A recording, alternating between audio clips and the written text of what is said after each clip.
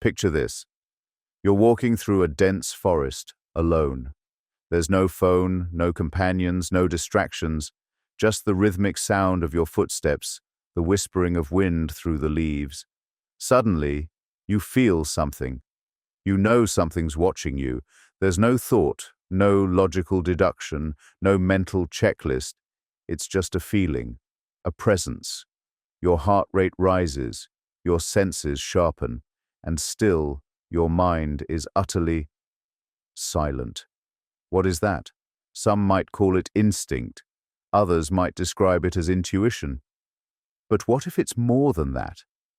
What if it's a mode of consciousness, thoughtless consciousness, where the thinking mind goes offline and something deeper takes the controls?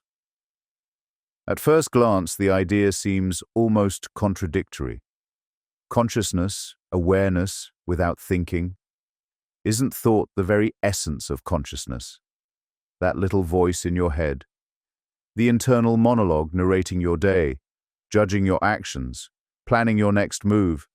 And yet, across cultures, across millennia, we find reports of another kind of awareness. Zen monks call it mushin, the state of no mind. The Bhagavad Gita speaks of it when describing the detached warrior who fights not from thought, but from presence. Indigenous shamans might describe it as the vision space, that realm of heightened perception beyond logic and reason. Even in the West, you find it.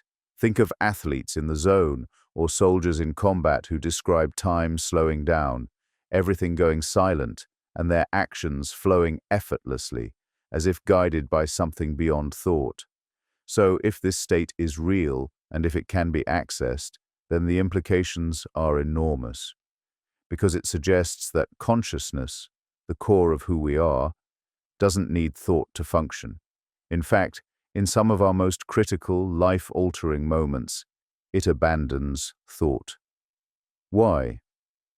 Let's take a little detour into the engine room of the human mind, the subconscious, that murky realm beneath the surface. Think of it like the ancient basement of a skyscraper. Most of the building, your rational thought, your speech, your logic, was built recently, in evolutionary terms.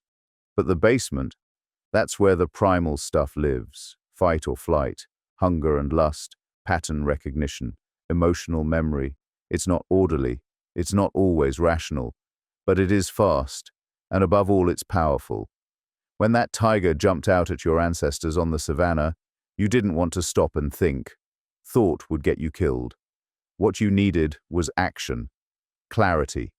You needed presence without deliberation. That was survival, and it still is. The subconscious mind is like a dark, rumbling volcano beneath the surface of our personality. We don't control it, but we're shaped by it. It's constantly working, constantly scanning. And sometimes when things get quiet enough, when the noise of our thoughts finally dies down, it emerges, not as words, but as a feeling, a pull, a knowing. Is that what thoughtless consciousness is? The surface of the subconscious breaking through? Let's now cross some cultural boundaries, because this idea isn't just floating around in speculative psychology, it's foundational to some of the oldest spiritual traditions on Earth.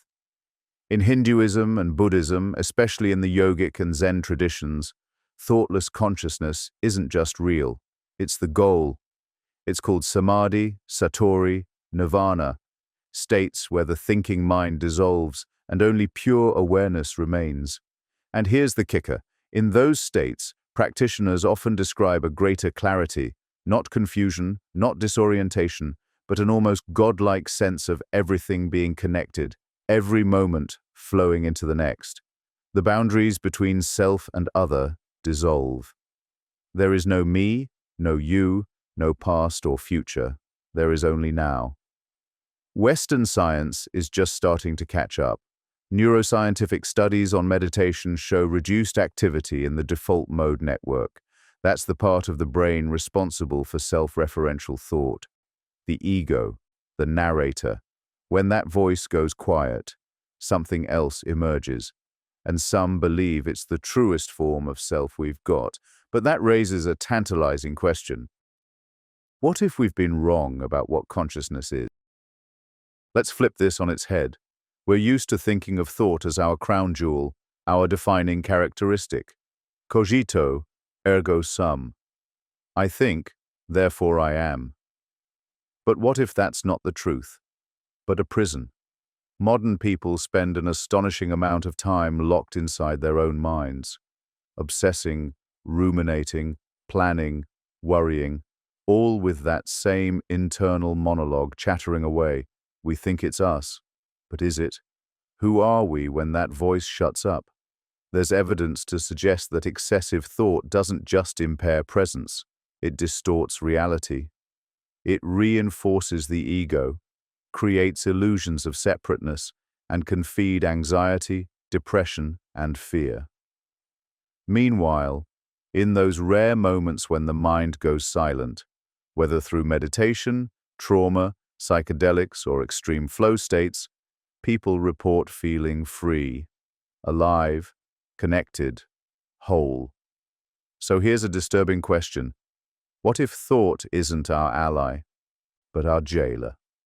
Let's get technical for a minute, because if this sounds like mysticism, the brain scans are starting to tell a different story.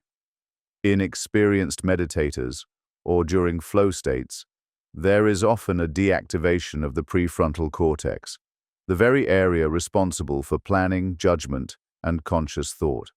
Meanwhile, sensory processing increases.